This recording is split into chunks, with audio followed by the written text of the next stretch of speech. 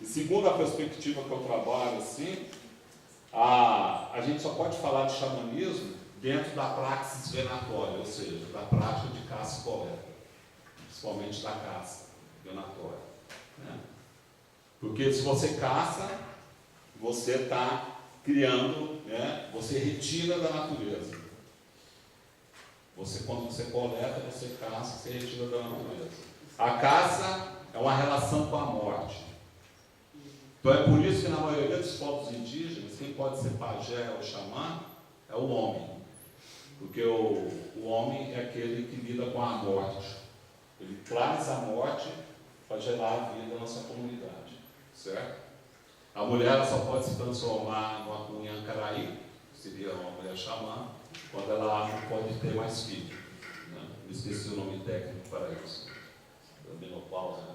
Por exemplo, me passou. Quando ela não menstrua mais, ela pode ser xamã. Enquanto ela estiver menstruando, ela não pode ser xamã, segundo a cultura do Guarani. Né? E aí, qual que é o processo que está aí? Se o xamã é ele que vai... a função dele, principalmente, é o quê? Equilibrar o mundo humano com o mundo não humano. Dentro de uma floresta. Seja para coletar, seja para caçar, seja para coletar, seja para caçar.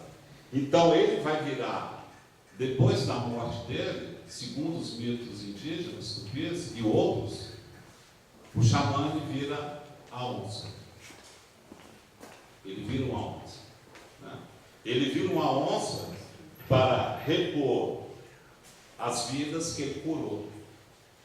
Porque uma vida quando morre, uma vida humana quando morre, é o retorno, é como se fosse a contrapartida daquela comunidade humana, devolvendo para a natureza, né, aquilo que foi tirado da natureza pelo próprio corpo do ser humano. Então, na hora que o xamã cura, ele desequilibra um pouco o lado de lá.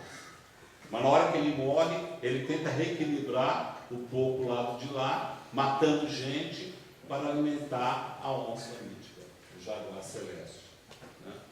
Então é isso que esse conto de Guimarães faz, e é isso que nesse conto ele consegue, de uma forma magistral, mesmo hiper criativa e simples, né? Não pela linguagem, mas simples pelo relato, né? Que se coloca. É um conto meio marginal, meio um pouco lido dele, as pessoas, né? Não se ligam muito ele, por causa dessa problemática mesmo dele que ele traz, dessa visão mítica e xamânica, principalmente dos povos tupis. Né? Desse grande jogo que é. Por quê? Porque a onça, né, ele é o grande carnívoro, que é a fala da minha orientadora. É o outro para o caçador. Porque a onça também é o seu concorrente. Né? A onça caça a mesma coisa que o homem caçador caça. Criar, vaca. Né? Mas ao mesmo tempo ela é ela que gera isso. Né? Ela também mata, também caça, geralmente a mesma presa. Uma anta, um veado, uma paca, uma capivara. A presa da onça é a mesma presa do homem. Né? Então você tem essa visão, como é que se diz, né, desse simbolismo. Né? Na América do Sul, o simbolismo da oposição caçador-onça é muito generalizado. Aliás, o segundo ritual de iniciação no Alto Rio Negro se chama Cariamã, né, no Alto Rio Negro, que quer dizer domesticar a fera. Então, o ritual de iniciação dos xamãs é domesticar a fera. Tomando o iagé, né? Iagé é o santo daime agora, né? A ayahuasca. Tomando o iagé, o caçador vê a onça, mas ele sabe que a onça é o índio dele, na linguagem de Freud, psicanalítica, né? Dele. E que ele tem que domar a fera, porque ele tem que ser caçador. Mas não um caçador instintivo, pois tem que respeitar o sistema de tabus e ter controle sobre si. Né? Então essa prática aí dos povos indígenas, né, significa o quê? Que o xamã é aquele que lida com a morte. E para ele curar, ele tem que se comunicar com outro mundo. Mas a única maneira de se comunicar com outro mundo é morrendo. Mas só que tem uma maneira de se comunicar com outro mundo não morrendo. Qual que é essa maneira? É o ritual. São os rituais que os povos do xamã faz. Pode ser através com apoio do iagé, folhas de coca mascada, ou um fumo de corda comum, ou pelo ritual da dança. Então aí, na hora que ele faz essa comunicação, ele entra em transe. Esse transe é uma morte ritual, não é uma morte real. Aí ele consegue se comunicar com o dono dos animais e pedir permissão para esse dono dos animais, essa entidade que ele vê como humano, do outro lado. Então, o meu tio Areté, a gente tem um humano e um onça ao mesmo tempo. A gente tem um mundo sobrenatural, né? O outro mundo do lado de lá e um mundo de lado de cá ao mesmo tempo, dentro desse ponto. Onde o autor do conto, ele se baseia na cultura brasileira, no saber dos povos indígenas, na visão mítica dos povos indígenas e produz o conto, produz o saber. Né? Enquanto os outros grandes escritores de outros países fazem a mesma coisa, né? Vão na cultura grega, vão nos mitos, né? Para escrever os seus grandes textos. Né? Vamos ler o Fausto de Goethe, né? Toda a Lilith, né? A primeira mulher de Adão aparece no Fausto de Goethe, apesar de estar lá também na cultura judaica, né? Porque você tem uma primeira mulher que nasce, e não é a Eva, né? Então, é isso que eu queria chamar a atenção nesse ponto também, que ele pega uma lógica de visão de mundo, uma lógica de troca que se apresenta aqui, na hora que ele... E aí, claro que o autor vai colocar a questão social, né? As pessoas que ele leva para o almoço comer, porque são negros, são quase ser escravos, são outras pessoas em condições que nem a dele, né? Aqueles andarilhos que o Antônio Cândido fala, que o Brandão fala, né? Daquela população rural que andava. Ele era um andarilho também, né? Ele era aquele que não tinha parado de ficar. Então ele pega toda essa questão social e cria, dentro de um olhar mítico e xamânico, um conto que muitas vezes fica marginalizado na literatura de Guimarães Rosa, né? Mas que é uma grande tradução da cultura, de uma parte da cultura que nós podemos chamar de brasileira ou não, mas que tem a ver com essa matriz cultural fortíssima, que tem a ver com a nossa linguagem, né? Que é o tupi, que é o ramo tupi, que é o tupi-guarani, que é essa visão de mundo que se traduz aí. Né? Então era isso que eu queria chamar a atenção aqui de vocês. E também lembrar, assim, uma coisa, né? Eu queria fazer essa fala também, além de homenagear a professora Silvia, que me orientou, que está viva até hoje, escrevendo livro de texto, com quase 90 anos. Eu queria também fazer uma homenagem ao Silvio Diogo, né, que era um companheiro nosso aqui da Proesc, que faleceu, e como diria Guimarães Rosa, baseado no saber indígena tupi-guarani, que eu isso ouvi de um xamã que não leu Guimarães Rosa, as pessoas não morrem, mas ficam encantadas. Né? Então, até essa frase de Guimarães Rosa, as pessoas não morrem, ficam encantadas, é uma frase do pensamento tupi, né? Do tupinismo, que compõe a nossa vida, né? E que a gente tem que buscar essas raízes para a gente se compreender. Nesse sentido, o texto de Guimarães Rosa, ele é fundamental para a gente pensar a nossa cultura, pensar a nossa relação homem-natureza, né? E pensar a nossa relação com o nosso próprio ser, que é essa cultura que a gente tem riquíssima, né? E que a gente muitas vezes a gente despreza. Então, boa noite, minha fala é essa.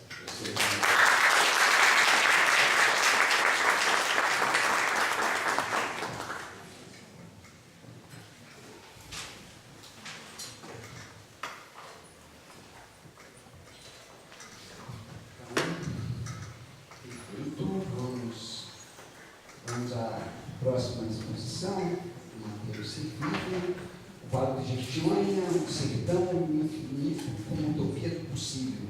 Antes do Mateus começar, eu gostaria apenas aqui de lembrar que, sobretudo nas duas primeiras falas, eu imagino que alguma coisa desse tipo nós também veremos na fala do Mateus, ela chamou a atenção para algo que deve ser enfatizado, né? Antes de mais nada, essa relação sempre muito complexa, sempre muito difícil de aprender, sempre muito variável, dependendo dos autores, né?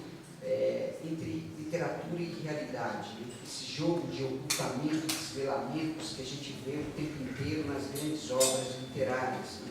E, sobretudo, algo que me parece fundamental, eu costumo dizer para os meus estudantes que o Tolstói vale muito mais do que um caminhão de historiadores, né? A mesma coisa valeria para o Marins Rosa e para outros, né? Antes de mais nada, a gente encontra nessas grandes obras uma sensibilidade muito apurada, muito precisa, os processos essenciais que marcam as sociedades, que marcam a trajetória dessas sociedades, e especialmente uma sensibilidade muito apurada para a sociodiversidade, né? Quando o Marival insistiu em trabalhar com a ideia, com o conto, né, relativo ao OLT, ele queria falar a respeito dessa questão da Tupi, dessa relação do xamanismo, do mito, né, na obra do Guimarães, independentemente de saber se o Guimarães estava atento a todas as implicações dessa questão, o importante é que ele tratou disso, né? O importante é que ele deu relevância a isso, que muitas vezes a gente, na academia, por exemplo, não está muito interessado em trabalhar, né? A literatura tem uma grande qualidade, que é exatamente a sua capacidade de fazer a restituição da complexidade do humano ante a uma tendência que é incontornável no pensamento científico, que é o reducionismo. Para a gente fazer ciência, a gente precisa reduzir a complexidade do mundo, não tem jeito, né? A literatura consegue fazer discursos que não passam por aí, né? Que não trabalham a partir desse pressuposto do reducionismo, né? Por isso que eu acho que os bons pesquisadores precisam ser, antes de mais nada, devoradores de literatura. Eu não consigo perceber a possibilidade, né, da gente fazer pesquisas relevantes se a gente não é um ávido consumidor, no bom sentido da palavra consumidor, da literatura, da boa literatura, né?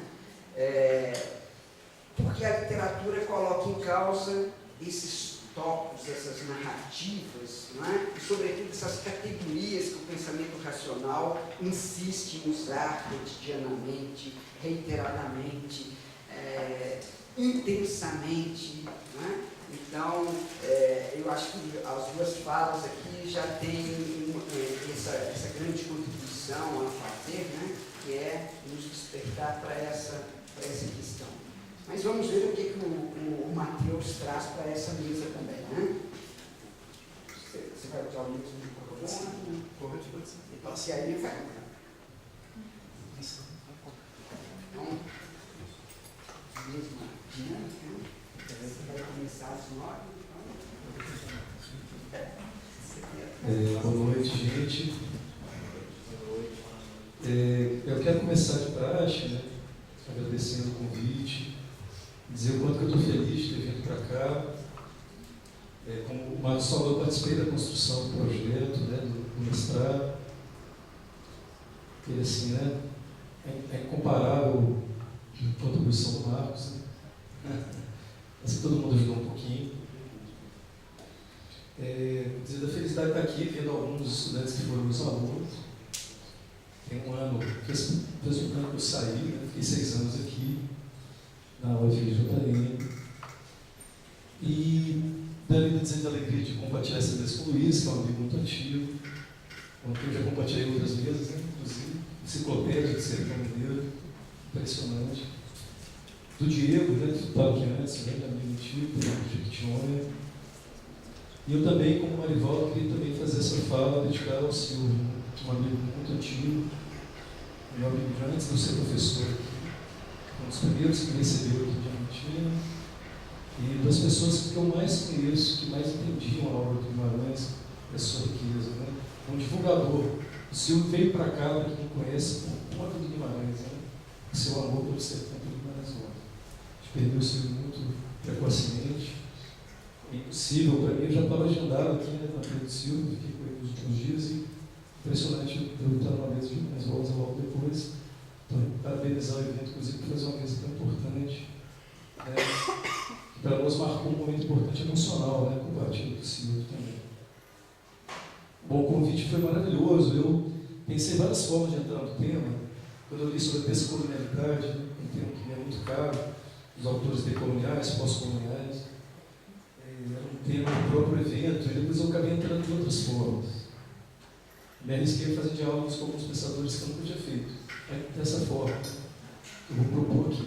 Então a gente vai tentar dialogar na minha proposta com Guimarães, tentando dialogar com a filosofia existencial do Guimarães Rosa e a importância dela para a humanidade nesse momento histórico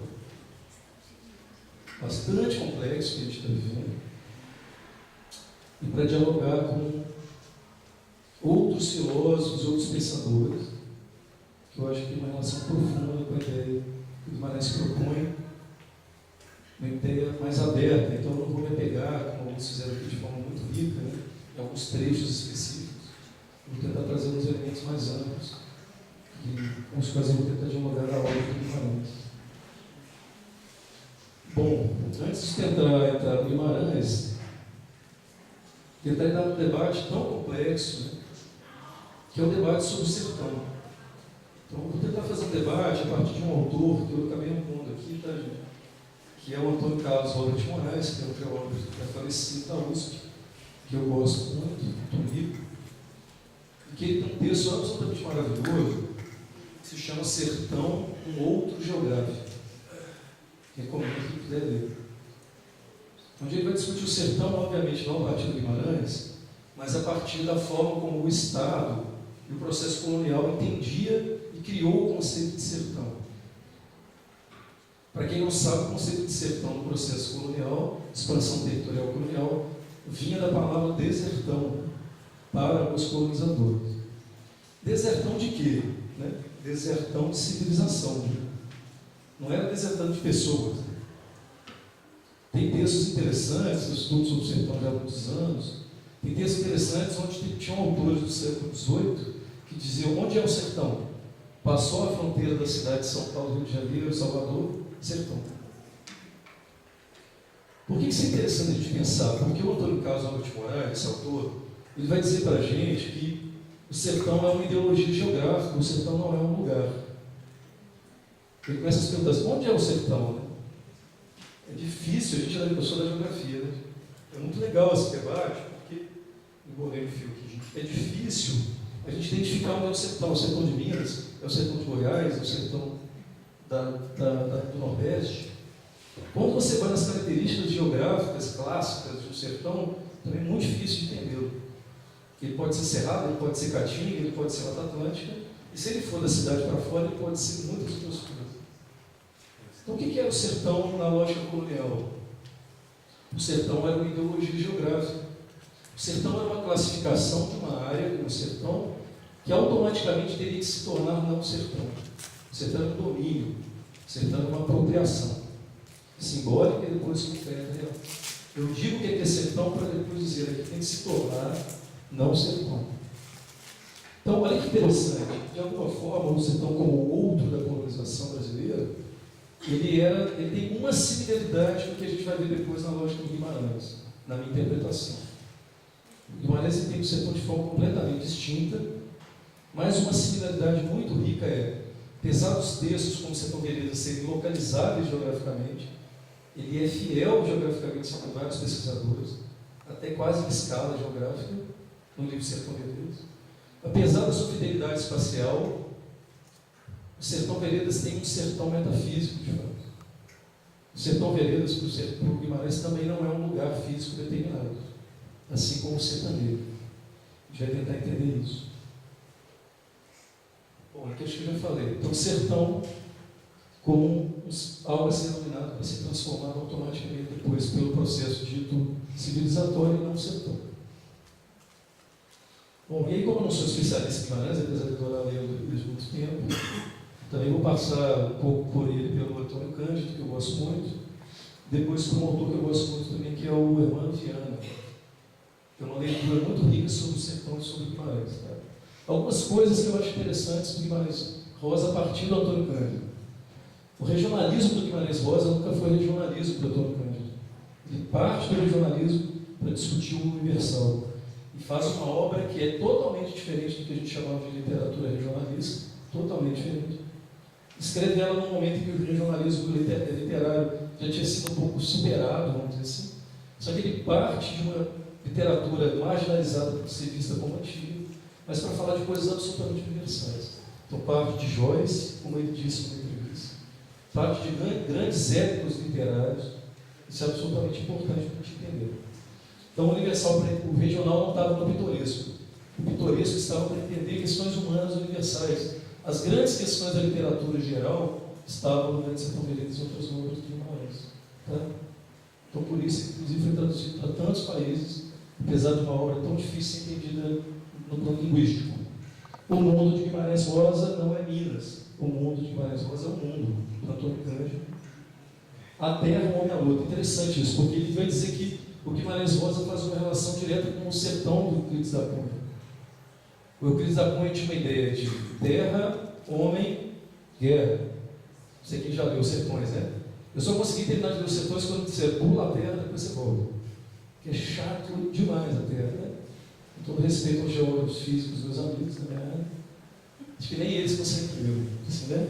Essa parte da terra. Mas acho que o Emmanuel já tinha dito aqui sobre o determinismo geográfico. Uma das grandes diferenças entre os Grandes Sertão Veredas e a obra do Guimarães em relação ao Euclides da Cunha é que ela traz um avanço civilizatório maravilhoso, que acumula também de filosofias e da ciência, que é, ele faz uma relação entre terra, homem e a luta de forma não causal, não determinista. Isso é um avanço absolutamente riquíssimo da obra do Guimarães. Bom, um marco da obra do Guimarães é a ambivalência e o paradoxo, que o Antônio Cândido chama de deslizamento constante de sentidos. Isso é absolutamente central depois que eu quero discutir aqui. Né? Ele chega a dizer, Antônio Cândido, que uma das ambivalências maiores do Sertão Veredas é o Riobaldo termina sendo um dos responsáveis por acabar com a jagunçagem do sertão, e o Riobaldo era um jagunço. O Antônio Cândido é essa das maiores ambivalências da complexidade da trama do Sertão Veredas. Bom, regionalismo que supera o regionalismo, que o Antônio Cândido, numa entrevista que eu já vi, e também no texto que eu já li, vai dizer que o Guimarães obrigou ele a criar um novo conceito, que não era mais regionalismo, que ele disse que era o transregionalismo, ou, baseado no surrealismo, o subregionalismo, que são conceitos do Antônio Cândido. Né? E alguma coisa que dialoga com o que o Luiz trouxe. Né? Tem uma parte de algumas partes do sertão, por exemplo, de rios que eram intransponíveis, e que de repente se tornam transponíveis. Né? Isso para Antônio Cândido é algo bem interessante para a gente. É uma ideia de que o ser ou não transponível não depende da geografia física. Ser ou não transponível depende da força psicológica do sertanejo. Ele é intransponível. Em outro momento de força psicológica, ele se torna transponível. Eu gostei do termo que o Luiz usou, eu acho que você está chamando de deturpação da geografia. Porque a geografia física vai se moldando de alguma forma a lógicas filosóficas existenciais. Tá? É isso? Mais ou menos, eu acho isso. Gostei do diálogo aqui. Bom, essa para mim é a questão mais interessante dos Guimarães. E quem reforçou isso para mim foi o Hermano Viana. Eu nunca tinha entendido isso. Guimarães Rosa, numa entrevista dele, muito tempo atrás, dizia assim: sertanejo não é ter nascido num lugar que se chama sertão. Ele dizia que o Goethe era sertanejo, que Dostoiévski era sertanejo. Então, o que era ser sertanejo com Guimarães Rosa? É de fato uma ideia metafísica. Quando ele fala o sertão é dentro da gente, não é uma ideia de que o lugar que a gente pode chamar de Caatinga ou Cerrado está dentro da gente. É mais complexo que isso. Para Guimarães Rosa, ser sertanejo era aceitar o desafio de viver no infinito. Eu acho as coisas mais bonitas que eu já vi. O sertanejo é o sem fronteira do Guimarães Rosa. Tem, obviamente, muito a ver com a lógica geográfica e física. Você tinha aquele boiadeiro que ia, inclusive na história do Brasil, vender uma boiada para transportar ela do norte do Brasil ao sul do Brasil. Ele entendia muito sem essa fronteira. Né? Mas, acima de tudo, então, ser sertanejo, o Guimarães Rosa, é uma forma de estar no mundo. Isso, para mim, é absolutamente central. Porque depois eu quero voltar nesse diálogo com alguns pensadores. Bom, eu quero trazer um debate não sei se vocês conhecem o Sherman, eu gosto muito, filósofo que discute o desenvolvimento. Eu acho interessante começar a dialogar essa ideia do Guimarães do infinito, do sertão como infinito, para a gente pensar algumas questões. Então, eu trouxe essa fala do Sherman, perdão, do Marshall Berman, que a gente escolheu antes. Desculpa, gente, eu gosto muito do Marshall Berman, né? Uso ele na minha tese. Eu quero ler essa com vocês, essa parte, tá? Parece que o próprio processo de desenvolvimento, na medida que transforma o deserto num espaço social e físico vicejante, recria o deserto no interior do próprio agente de desenvolvimento. Assim funciona a tragédia do desenvolvimento. Então, há uma questão interessante que é a ideia do desenvolvimento, que eu quero discutir no final como uma ideia de civilização, que está ali na ideia de desertão, é uma ideia que, para o Antônio Carlos Moraes e outros geógrafos, trabalha a ideia de que desenvolvimento tem uma medição bastante geográfica do tempo. O que é desenvolvimento? É uma estrada, desenvolvimento é uma fábrica, desenvolvimento é produção. Mas é interessante como a gente não consegue entender, no Guimarães é absolutamente oposto, né? Que o ser sertanejo está no infinito fronteiriço, quando a gente não pensa dessa forma que quer desenvolver isso hoje. A gente transporta, segundo Berman, aquele olhar que a gente tem para o desertão, ao identificar um espaço no desertão, tentar transformá-lo em não desertão e não sertão, para o Berman a gente traz o deserto para dentro de nós próprios, filosófico e existencialmente. Não acho que é muito maneiro, mas acho que é uma profunda relação. Bom, eu trouxe o Gottman também, que eu gosto de usar em algumas aulas, eu usava o ator de geografia política, quando eu dava aula, os povos civilizados parecem ter aspirado à universalidade desde muito cedo, porém, sempre dividiram cuidadosamente o espaço a fim de se distinguir de seus vizinhos. É uma ironia quase, uma contradição absurda do que a gente chama de civilização. Eu proponho universalidades, produzindo fronteiras absurdas entre eu e o outro. Entendeu? A gente pode ter um sertão como o outro. Tem um livro que eu adoro, muita gente conhece, que é Os Deserdados da Terra, né? Do François Fanon, que no prefácio do Sartre tem uma frase que, depois que eu li, mexeu muito, não vou saber trazê-lo, trouxe para cá, mas o Sartre dizia, se colocando no lugar do sujeito colonizado. O sujeito colonizado se vai se tornando um monstro, entre aspas, né? Porque ele é um monstro. Ao olhar do colonizador, ele se torna um monstro. Porque o colonizador o exige ser universal, na lógica ocidental clássica, mas o transforma num estigma de diferença absoluta. Então, há um problema assim, quase impossível como paradoxo de se resolver. Isso está na obra do François Fanon, porque ele analisa a colonização na lógica da psicologia, da psiquiatria, de o que a colonização gera nos sujeitos sociais. Bom, e aí eu começo a dialogar com alguns autores que têm sido muito caros hoje. Eu tinha que ter colocado aqui, eu esqueci de pôr, esse autor eu não poderia ter esquecido de pôr. Vamos fazer um debate nesse slide, nesse momento, com o Vladimir Safatli, que eu não sei se conhece, um filósofo, um psicanalista da USP atual que eu gosto muito. Bom, no último livro dele, que se chama Circuito dos Afetos, o Safatli está fazendo uma proposta muito interessante na minha visão, que ele está chamando, um nome bem complexo, filosófico, psicanalítico, de ontologia subtrativa do sujeito. Para mim, isso tem uma profunda relação com Guimarães, eu quis trazer isso aqui. O que ele está propondo com ontologia subtrativa do sujeito? Ele está dizendo que afeto, circuito dos afetos, né? Afeto que não significa só carinho, o afeto de conforto, afeto, tudo que nos afeta, né? Ser afetado e afetar o outro. Ele traz no livro dele o afeto para o centro da filosofia política. É impossível entender política, entender o contemporâneo sem entender o afeto. Qual o principal afeto do Safatli que nos rege no Estado Nacional, não só nos momentos atuais, mas desde a origem do Estado moderno nacional? O principal afeto é o medo. E aí ele transcende muito a leitura que a gente tem atual, de que o medo nos é o medo do outro pela segurança social. Ele vai dizer, no mundo do Estado Nacional moderno, onde vivemos o Estado liberal, a democracia liberal, nós entendemos a sociedade como uma livre associação de indivíduos.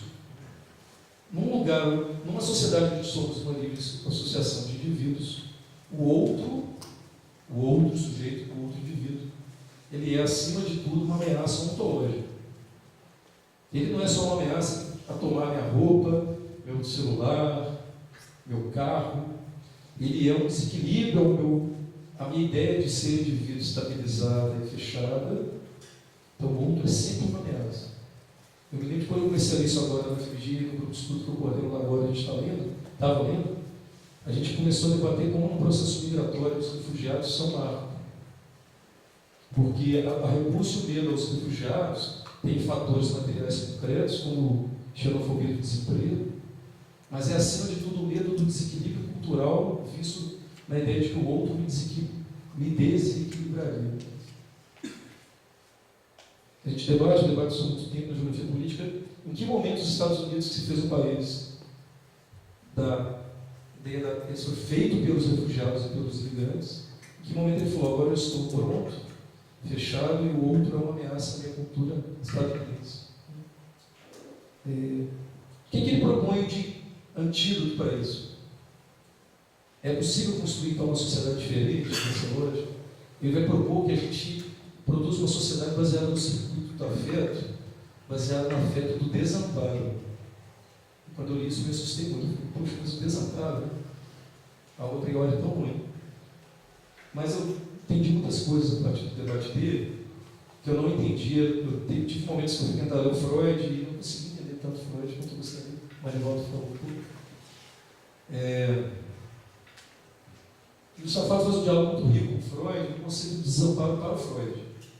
O conceito de desamparo para o Freud tem a ver com a ideia de que ele não está falando de desamparo nem social, nem desamparo social. São outras questões. Desamparo ontológico, desamparo do ser.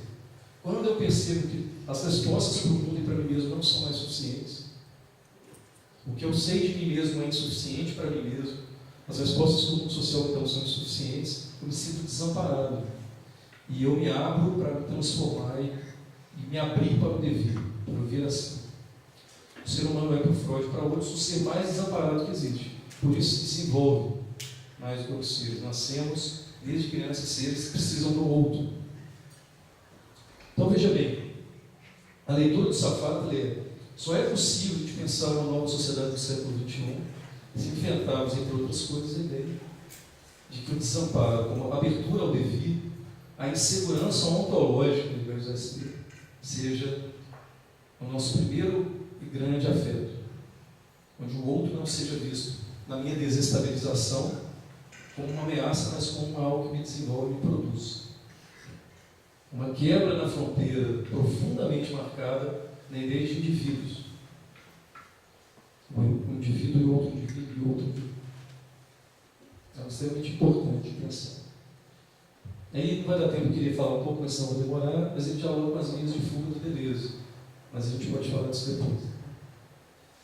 Bom, aí eu queria trazer um debate, eu só fui tirar um artigo que eu lá de trás eu discutia o movimento cultural do Vale, que eu apresentei na UFMG na mesa do lado do Luiz. Mas eu vou pular porque depois eu quero voltar a lição, vou demorar mais. Né? Bom, e aí eu queria trazer o Lefebvre, porque é um autor que eu gosto muito, não sei se alguém conhece, um filósofo francês, que foi muito rico para o debate do espaço da geografia. E o Lefebvre tem um conceito muito interessante de utopia do possível, que eu acho que tem muitos diálogos também com a ideia de Guimarães, que eu vou tentar depois trazer para o diálogo. Bom, eu vou ler essa parte do Lefebvre. Está no livro dele que chama Espaço Político. A utopia concreta fundamenta-se no movimento de uma realidade cujas possibilidades ela descobre, dialeticamente possível uma categoria da realidade, desde que não sejam consideradas as tendências do real, ao invés de mantê-lo no mesmo lugar. É interessante, quando eu debato o conceito de desenvolvimento, a gente falou do Berman, né? A gente adora debater a palavra desenvolvimento e ela é quase uma palavra mágica. Eu muitas vezes fui e vou, né? Audiências públicas de mineradoras, debates complexos, e dá uma sensação muitas vezes que os mineradores dizem: olha, a gente vai trazer isso tudo de ruim para a cidade, mas a gente vai trazer desenvolvimento. Aí quem fala assim: ah, então legal. Aí depois eu fiz esse exercício já com comunidades. Depois reunião de avaliação da audiência pública. O que é desenvolvimento, pessoal? O que significa a palavra desenvolvimento? Eu sempre debati isso em sala, agora estou na FAI da educação, a gente vai discutir desenvolvimento da criança e desenvolvimento humano. Mas o que quer dizer essa palavra de fato? Essa palavra na filosofia vem do Hegel. Quem entende a teoria do Hegel entende que tem tudo a ver com o Hegel, de fato. Demorei a entender. Desenvolvimento tem a ver realização, concretização de coisas que estavam até então em potencial.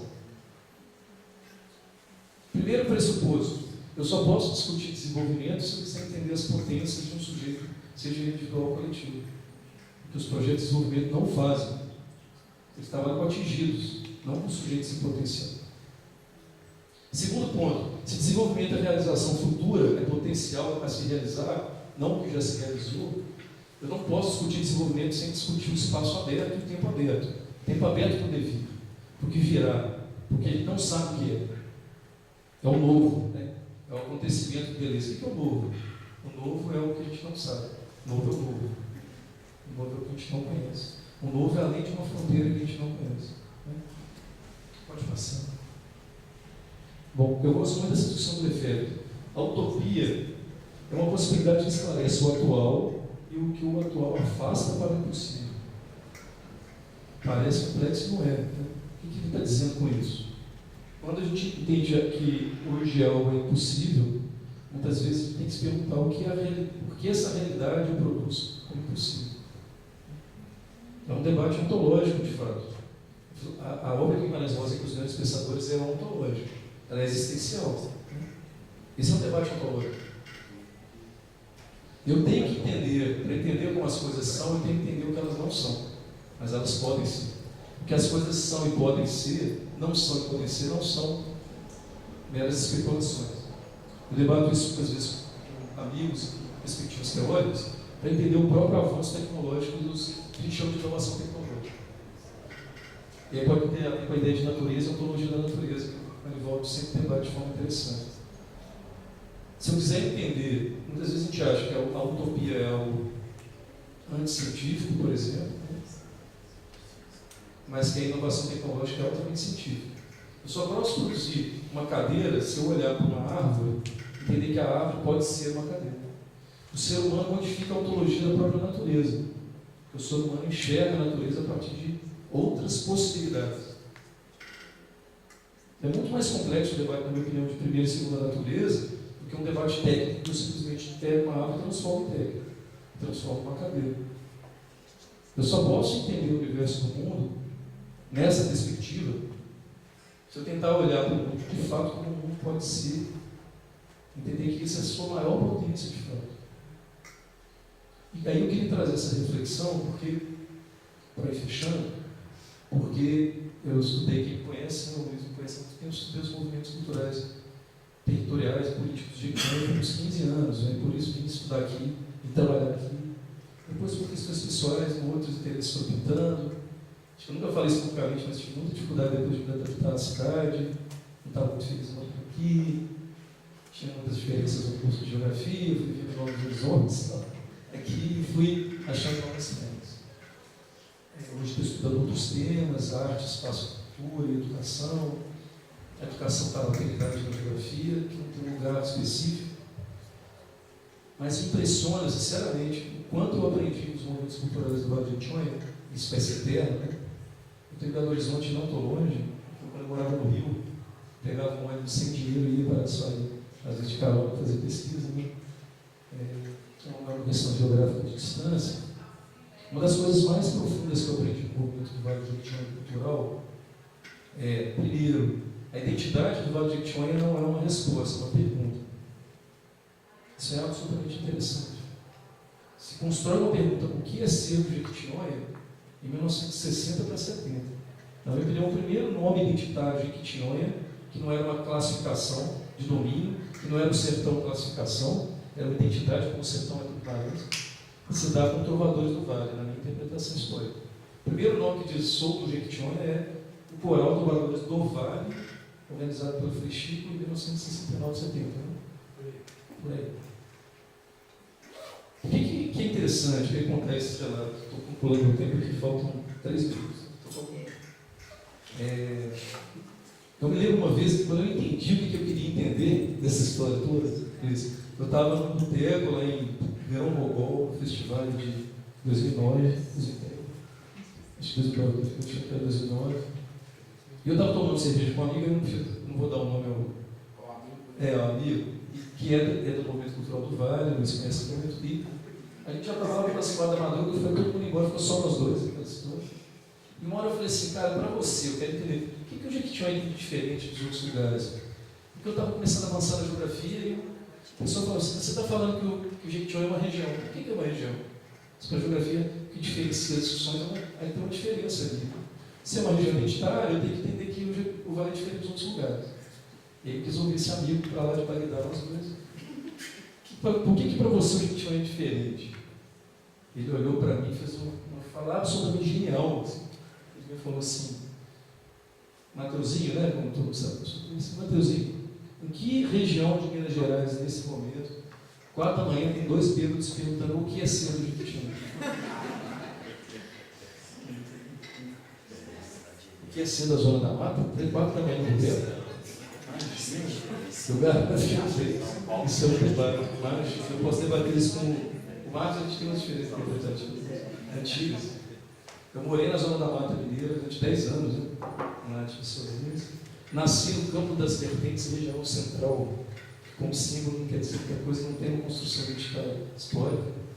Há uma construção do Triângulo Mineiro que tem um regionalismo totalmente diferente. E há os geraizeiros, que é um debate que a gente pode fazer em relação a isso. Né? Mas eu acho que não é provável botar dois. Tem contra, mas eu queria chegar aí. Não, eu queria chegar aí. Que tem a ver com sertão, não. Território ampliado. Eu acho que tem. Ele me perguntou onde é que tem. Eu não quero dizer que só tem aqui, não era essa a questão. A minha questão não é essa. A questão o que diferencia a identidade regional do Jequitinhonha, e não em relação a todas as outras identidades regionais, existem outras também, mas em relação a de várias áreas regionais do Brasil e do mundo, é o fato dela ser uma pergunta que ainda não é respondível. Ela permanece. Então, para minha surpresa, eu converso com amigos que discutem questão regional na geografia, estudam regiões da Itália, que tem uma construção identitária de 3.000 anos, que vem do processo romano das régias, que é um debate que eu vou fazer na quinta-feira, mas esse debate mais político da região, com o pessoal da humanidade. Aqui a gente tem uma região onde as figuras que construíram a ideia de identidade regional, como Frei Chico, Lira, Tadeu Martins, os movimentos, estão vivos. Eu tive o privilégio de entrevistá-los todos, conversar com eles muito tempo, em muitas entrevistas. O ser do Vale do Jequitinhonha é uma pergunta, e onde ela entra para mim na questão mais central, que é importante para fechar aqui. Ela tem uma relação direta com uma resposta ao estigma de Vale do Miséria. Isso é absolutamente central de entender. A estigmatização de Vale da Miséria produziu uma resposta. Até então não existia uma identidade chamada Vale do Jequitinhonha. As pessoas diziam, eu sou do Nordeste Mineiro, eu sou do sertão. A construção de ser jequitinhonhense é uma resposta ao estigma. E por que isso para mim é muito marcante? Porque para entender isso eu fui também dialogar com um autor que se chama Goffman, da psicologia social, o Ivan Goffman. E uma das questões que mais marcou e tem a ver muito com o Bourdieu também, que é um autor que eu gosto muito, o Capital Simbólico, os Poderes Simbólicos, que a gente não desconstrói categorias de interpretação da realidade que são coletivas sozinhos. Elas são desconstruídas coletivamente. Então tem várias formas de se enfrentar o estigma. E o sertão tem uma relação com isso. Do Guimarães Rosa. Eu posso aceitar o estigma e me sentir inferior. Eu posso me mimetizar e camuflar o estigma para me adequar a uma pressão coletiva. Ou eu posso enfrentar a realidade para desconstruir categorias de interpretação da realidade coletivas que estigmatizam lugares e sujeitos. Se eu quero desconstruir um estigma coletivo como o Vale da Miséria, tem outros, eu tenho que, o Goffman discutir isso até nos sujeitos individualmente estigmatizados. Eu tenho que me conhecer profundamente, eu tenho que me rever, porque se eu não me reinventar, eu não consigo desconstruir estigmas, porque as categorias que já estão dadas coletivamente já me estigmatizaram. Vocês entendem a complexidade disso. Ou eu invento novas, eu mesmo tenho que me olhar de novas formas, descubro onde estão as minhas belezas e riquezas, ou elas não. Ou é impossível desconstruir um estilo, socialmente falando. O que o movimento do Vadim Choi fez para ser riquíssimo? Tem a ver com Guimarães, que entende o regional para o universal. O movimento do Vadim Choi discute questões que estão hoje nos grandes paradigmas do mundo, do século XXI. O movimento vai discutir há 30, 40 anos atrás com total centralidade. O que é desenvolvimento? O que é ser desenvolvido? Por que somos desenvolvidos? Por que dizem que somos? O que é pobreza? O que é riqueza? E aí faz uma trama complexa que não dá para discutir aqui dos capitais simbólicos, mas um movimento regional que não tinha capacidade de responder aos estigmas dos campos sociais onde eles eram produzidos. Nos relatórios do Estado, numa ciência dura, nos discursos políticos de palanque que existiam na época, que diziam que era a região da miséria, ponto. E eles não tinham capacidade de produzir outros laudos científicos na época. Eles vão fazer um acionamento que é absolutamente atual, que os lugares estão fazendo. Eles vão acionar. Nos dizem da miséria pela pobreza econômica, nós somos da riqueza por valores simbólicos e existenciais filosóficos. Isso não é pouca coisa. Isso é super complexo.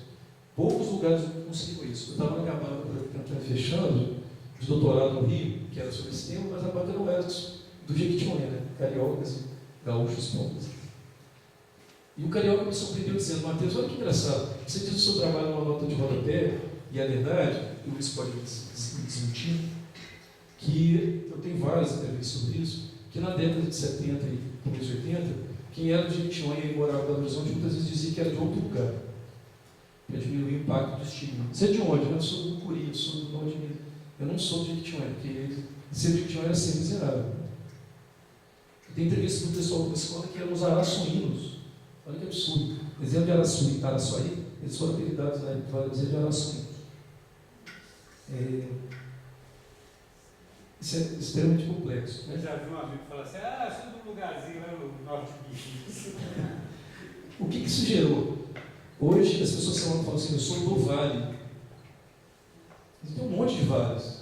Em geral, a gente sabe que até em Belo Horizonte, quem mora lá e conhece, quando você fala eu sou do vale, se associa inicialmente ao Vale de Jequitinhonha. E ele disse assim: qual era a vila mais estigmatizada do Rio de Janeiro? Né? Era a Vila Isabel. Eu não sabia isso. As pessoas diziam que não eram de lá. Tinham vários estigmas. Depois de Noel Rosa e alguns movimentos de lá, hoje você diz assim: eu nasci lá na vila. No Rio tem centenas de vilas. Qual é a vila? É a Vila Isabel. Né? Para tentar voltar ao Guimarães, bom, o Hermann Viana entende a ideia de infinito como contra-veneno no mundo contemporâneo, onde o outro é uma ameaça real o tempo todo. Tem muito a ver, na minha opinião, com a ontologia subtrativa do sujeito.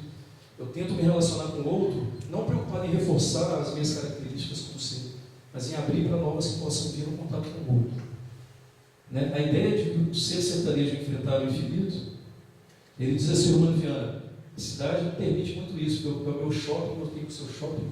Eu tenho um shopping, você tem o seu shopping, eu tenho a minha rua, onde os comportamentos e as formas de viver comportamentalmente têm fronteiras hoje muito marcadas, onde a gente não pode trafegar entre elas. A gente está vivendo esse endurecimento hoje do outro como uma ameaça. Assim. Ok, desculpa, gente, vou fechar. Eu já passei, estou calculando, passei 3, 4 minutos. Eu vou fechar. Bom, aí fechar 3 slides que não simplesmente ler. Eu acho que é uma ideia de ser tão ambivalência para Guimarães. Busca a sua ambivalência humana, não uma ideia política do indivíduo centrado e completo, onde o outro é uma ameaça, não, o tempo inteiro aberto, em Guimarães ao outro. Cultura que sabe, busca saber de sua barbárie. Isso é absolutamente fundamental na ideia de ambivalência. Né? Isso está fortíssimo em Guimarães, o sertão deles. E está, na minha opinião, no diálogo com Benjamin, que eu gosto muito, que dizia: não existe cultura dialeticamente sem barbárie. Toda cultura dialeticamente é dialeticamente oposta à barbárie. É importante entender que barbárie não existe naquela cultura. Sertão infinito. Né? Civilização e desconstrução de fronteiras geográficas e existenciais. E isso para mim é um marco do Vale. A Jequitinhonha não produziu uma fronteira regional para se fechar numa fronteira, como muitos podem pensar. O movimento regional do Vale é dos mesmos artistas que eu entrevistei, por exemplo, os músicos, que criaram uma música do Vale, como o Rubinho do Vale, Paulo Pedras Outros, mas que amavam Beatles e Rolling Stones e que levavam os discos para as suas cidades. Que politicamente questionavam o fechamento das fronteiras, tentando trazer relações dos movimentos políticos do Badichou com movimentos nacionais e internacionais.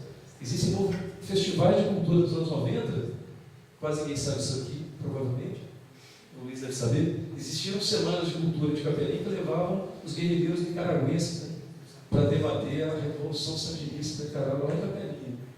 Então não era um fechamento regional.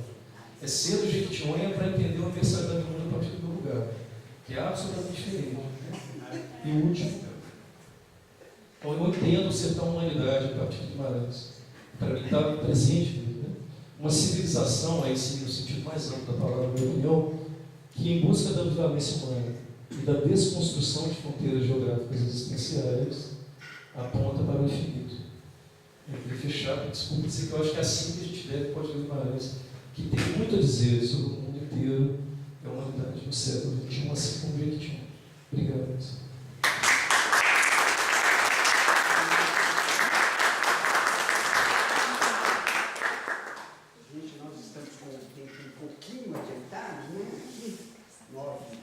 Eu só passei 5 minutos. Mas ainda dá tempo, todos passaram. Menos o já Marivaldo não passou. Só o Marivaldo, vocês todos passaram. Só o Marivaldo. O Marivaldo é disciplinadíssimo. Só o Marivaldo. Sou um anarquista disciplinado. É o único que eu conheço.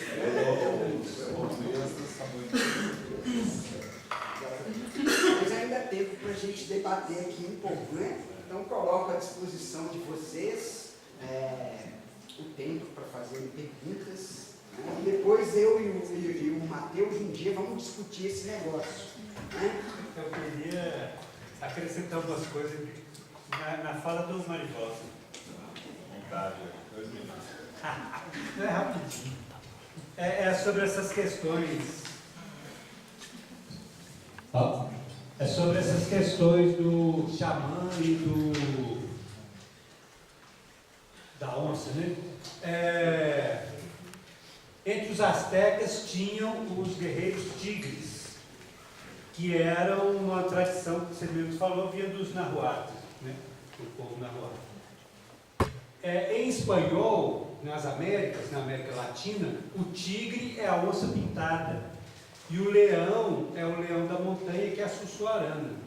Então, em espanhol, na América Latina, você fala tigre e você está falando de onça. Né? Por isso que os astecas eram guerreiros tigres. Jaguar já é uma palavra propriamente sul-americana. Né?